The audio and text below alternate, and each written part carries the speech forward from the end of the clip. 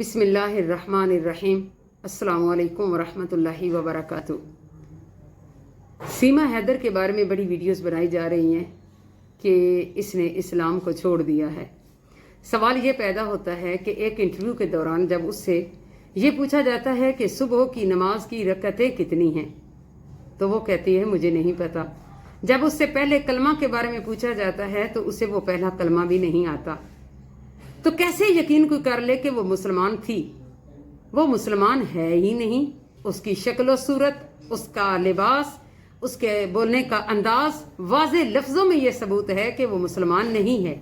ये एक महज साजिश है कि इस्लाम को बदनाम किया जा रहा है। तो जो इस्लाम के दुश्मन हैं वो कान खोल कर सुन लें कि वो जितनी भी कोशिश करेंगे इस्लाम को बदनाम करने की, इस्लाम को मगलूब करने की, वो किसी कीमत पर भी नहीं कर सकते। क्यों कि आका अलैहिस्सलातु वस्सलाम की पाकज़ात और इस्लाम, कुरान मेरे रब्बे कायनात की एक मोहब्बत है।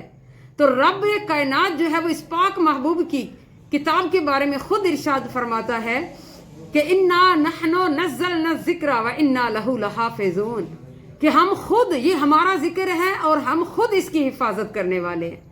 और महबूब के बारे में फरमाता है मेरा रब कि वरफ़अना लका ज़िक्रक, ए महबूब हमने तेरे जिक्र को बुलंद कर दिया।